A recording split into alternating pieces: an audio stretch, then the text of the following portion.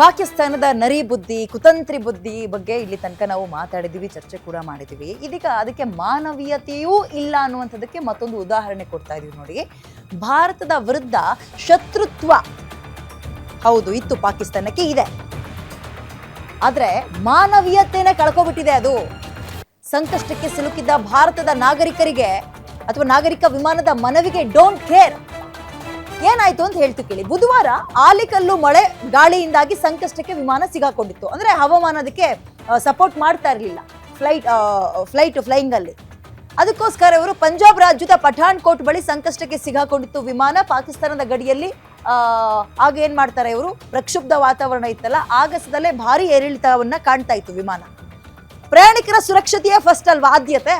ಅದಕ್ಕೋಸ್ಕರ ಪಾಕಿಸ್ತಾನದ ATC ಮೊರೆ ಅಂದ್ರೆ ನಮ್ಮ ATC ಅವರ ಮೊರೆ ಹೋಗುತ್ತೆ. ಏನಂತ, ಈ ಇಂಡಿಗೋ ಫ್ಲೈಟ್ ನಂಬರ್ 6E2142 ಅಂತ ಪಂಜಾಬ್ನ ಪಠಾಣ್ ಕೋಟ್ ನಲ್ಲಿ ಸಂಕಷ್ಟಕ್ಕೆ ಸಿಗಾಕೊಳ್ಳುತ್ತೆ. ವಾತಾವರಣ ಸರಿ ಇಲ್ಲದ ಕಾರಣ ಪಾಕ್ ವಾಯುಗಡಿ ಪ್ರವೇಶ ಮಾಡೋಕೆ ಅನುಮತಿಯನ್ನ ಕೊಡಿ ಅಂತ ಕೇಳುತ್ತೆ. ಎಂಥ ಕಟುಕರು ಕೂಡ ಇದಕ್ಕೆ ಮರುಗಬೇಕು. ಯಾಕಂದ್ರೆ ಫೈನಲಿ ಆದ್ಯತೆ ಅಂತ ಬರೋದು ನಾಗರಿಕರ ಉಳಿವು, ನಾಗರಿಕರ ರಕ್ಷಣೆ. ಬಟ್ ಇದೇನು ಅನಿರೀಕ್ಷಿತ ಏನಲ್ಲ ಬಿಡ್ರಿ, ನಿರೀಕ್ಷಿತನೇ. ಇವ್ರ ಬುದ್ಧಿನೇ ಇಂಥದ್ದು.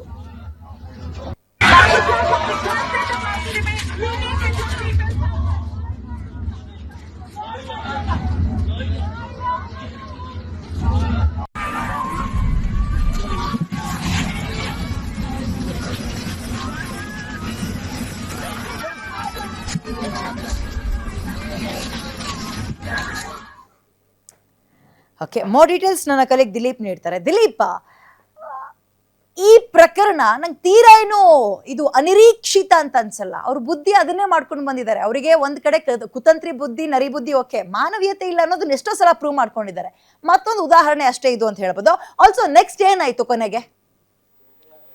ಈಗ ಏನಾಗುತ್ತೆ ವಿದ್ಯಾ, ಈ ಒಂದು ಪ್ರಕರಣ ಏನಿದೆ, ಈ ಪ್ರಕರಣವನ್ನು DGC ತುಂಬ ಗಂಭೀರವಾಗಿ ಪರಿಗಣಿಸಿದೆ. ಏನಂದರೆ, ಈ ಒಂದು ವಿಮಾನದಲ್ಲಿ ಎಷ್ಟು ಪ್ರಯಾಣಿಕರಿದ್ದರು ಅಂತ ಇದುವರೆಗೂ DGC ಮಾಹಿತಿ ಕೊಟ್ಟಿಲ್ಲ. ಆದರೆ ಯಾವುದೇ ಒಂದು ನಾಗರಿಕ ವಿಮಾನದಲ್ಲಿ ಕನಿಷ್ಠ ಒಂದು 200 ಜನರಾದರೂ ಇರ್ತಾರೆ. ಅಂದರೆ ಕ್ರೂ ಮತ್ತು ಪ್ಯಾಸೆಂಜರ್ ಇಬ್ಬರೂ ಸೇರಿ ಕನಿಷ್ಠ ಒಂದು 200 ಜನರಾದರೂ ಇರ್ತಾರೆ. ಜೊತೆಗೆ ಈ ಪ್ರಯಾಣಿಕರ ಸಂಖ್ಯೆ 800 ತನಕನೂ ತಲುಪ್ಬೋದು. ಆದರೆ ಎಷ್ಟು ಪ್ರಯಾಣಿಕರು ಇದ್ದರು ಈ ಒಂದು ಪರ್ಟಿಕ್ಯುಲರ್ ವಿಮಾನದಲ್ಲಿ ಅಂತ ಮಾಹಿತಿ ಇಲ್ಲ. ಆದರೆ 5 ಜನ ಸಂಸದರಿದ್ದರು ಅನ್ನೋದಂತೂ ಸ್ಪಷ್ಟ. ನೀವು ಭಾರತದ ಭೂಪಟವನ್ನು ಗಮನಿಸಿದ್ರೆ, ಡೆಲ್ಲಿಯಿಂದ ಹೊರಟಿದ್ದ ವಿಮಾನ ಶ್ರೀನಗರಕ್ಕೆ ಹೋಗಬೇಕು ಅಂದರೆ ಪಂಜಾಬ್ನ ಪಠಾಣ್ ಕೋಟ್ ಮಾರ್ಗವಾಗಿ ಸಾಗಬೇಕು. ಒಂದು ವೇಳೆ ಆ ಸಮಯದಲ್ಲಿ ಹವಾಮಾನ ಪ್ರಕ್ಷುಬ್ಧ ವಾತಾವರಣ ಏನಾದರೂ ಉಂಟಾದರೆ ಆವಾಗ ಸಹಜವಾಗಿ ವಿಮಾನ ಸ್ವಲ್ಪ ಎಡಕ್ಕೆ ಅಥವಾ ಬಲಕ್ಕೆ ಬರುತ್ತೆ. ಈಗ ವಿಮಾನ ಎಡಕ್ಕೆ ಹೋಗಬೇಕು ಅಂತ ಹೇಳ್ಬಿಟ್ಟು ಒಂದು ಅನುಮತಿಯನ್ನು ಕೇಳಿತ್ತು. ವಿಮಾನ ಸ್ವಲ್ಪವೇ ಎಡಕ್ಕೆ ಹೋಗಬೇಕು ಅಂದ್ರೂ ಆಗ ಅದು ಪಾಕಿಸ್ತಾನ ಅಂತಾರಾಷ್ಟ್ರೀಯ ಗಡಿಯನ್ನು ದಾಟಬೇಕಾಗುತ್ತೆ. ಯಾವುದೇ ದೇಶದ ಗಡಿ ದಾಟಕ್ಕೆ ಮುಂಚೆ ಆ ದೇಶದ ಅತಿ ಸಮೀಪದ ಒಂದು ATC ಏನಿದೆ ಅದ್ರ ಬಳಿ ಮಾಹಿತಿ ಕೇಳುತ್ತೆ. ಅದೇ ರೀತಿಯಾಗಿ ಲಾಹೋರ್ ATC ಏನು ಅತಿ ಸಮೀಪದಲ್ಲಿತ್ತು, ಅದರ ಮಾಹಿತಿ ಕೇಳಿದಾಗ ಲಾಹೋರ್ ATC ನಿರಾಕರಿಸಿದೆ. ಆದರೆ ಅಂತಾರಾಷ್ಟ್ರೀಯ ನಿಯಮಾವಳಿಗಳ ಪ್ರಕಾರ ಯಾವುದೇ ಒಂದು ನಾಗರಿಕ ವಿಮಾನ ಆಗಲಿ, ಯುದ್ಧ ವಿಮಾನ ಆಗಲಿ, ಈ ರೀತಿ ಹವಾಮಾನ ವೈಪರೀತ್ಯಕ್ಕೆ ಸಿಲುಕಿದಾಗ ATC ನೆರವನ್ನು ಕೇಳೋದು, ಅಂದರೆ ಏರ್ ಟ್ರಾಫಿಕ್ ಕಂಟ್ರೋಲರ್ನ ನೆಲವನ್ನು ಕೇಳೋದು ಸಹಜ. ಮತ್ತು ಅದು ಮಾನವೀಯತೆ ದೃಷ್ಟಿಯಿಂದ ಮಾಡಲೇಬೇಕು, ಈವನ್ ಶತ್ರು ದೇಶ ಆದರೂ ಕೂಡ. ಆದರೆ ಪಾಕಿಸ್ತಾನ ಈ ರೀತಿ ಮಾಡಿರೋದು ಇದೆಯಲ್ಲ, ಇದು ನಿಜಕ್ಕೂ ಅಚ್ಚರಿ ಏನಲ್ಲ. ಯಾಕಂದರೆ ಯಾವಾಗ ಭಾರತ ಆಪರೇಷನ್ ಸಿಂಧೂರ್ ನಡೆಸ್ತು ಆ ಸಮಯದಲ್ಲೂ ಕೂಡ ಲಾಹೋರ್ ಏರ್ಪೋರ್ಟಲ್ಲಿ ಬೇರೆ ದೇಶಗಳ ನಾಗರಿಕ ವಿಮಾನಗಳನ್ನ ಪಾಕಿಸ್ತಾನ ಇಳಿಸಿತ್ತು. ಅಂದರೆ ನೀವು ನಮ್ಮ ನಾಗರಿಕ ವಿಮಾನದ ಮೇಲೆ ದಾಳಿ ಮಾಡಿ ಅಂತಂದರೆ ಪಾಕಿಸ್ತಾನಕ್ಕೆ ತನ್ನ ದೇಶದ ಪ್ರಜೆಗಳ ಮೇಲೂ ಯಾವುದೇ ಅವರ ಜೀವದ ಮೇಲೆ ಭಯ ಇಲ್ಲ, ಮತ್ತು ಬೇರೆ ದೇಶದ ನಾಗರಿಕರ ಮೇಲಂತೂ ಇಲ್ಲವೇ ಇಲ್ಲ ಬಿಡಿ.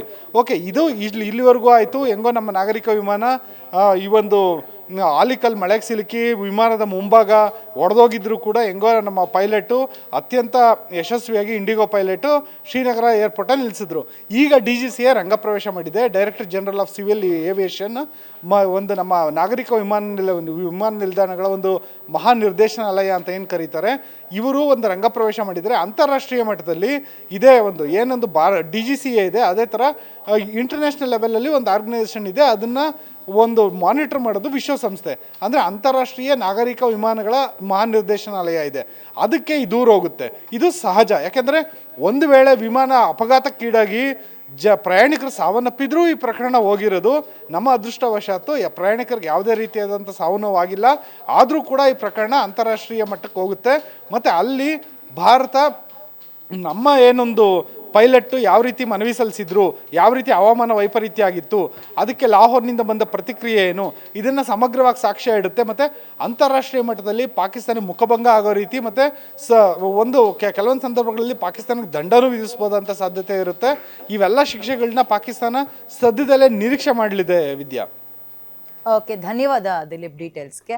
ಅಯ್ಯೋ, ಅವ್ರ ದೇಶದ ಸೈನಿಕರ ಜೀವ ಹೋದಾಗಲೇ ಅವ್ರು ರಿಸೀವ್ ಮಾಡ್ಕೊಳಕ್ಕೆ ರೆಡಿ ಇರಲಿಲ್ಲ, ಇನ್ನು ಪಕ್ಕದ ದೇಶ, ಅದರಲ್ಲೂ ವೈರಿ ದೇಶ ಅಂತ ನಮ್ಮನ್ನು ಕನ್ಸಿಡರ್ ಮಾಡ್ತಾರೆ.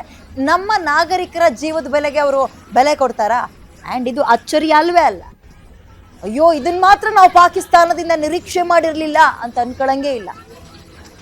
ಅದೇನು ಭಾರತವಾ? ಎಲ್ಲದಕ್ಕೂ ನಾವು ಮಾನವೀಯತೆ ಅಂತ ಹೋಗಕ್ಕೆ ಭಾರತ ಅಲ್ಲ, ಅದು ಪಾಕಿಸ್ತಾನ ಅಲ್ವೇ. ಫೈನಲಿ ಏನೂ ಆಗಿಲ್ಲ ಬಿಡಿ, ಸೇಫಾಗಿ ಬಂದಿದ್ದಾರೆ ಎಲ್ಲರೂ.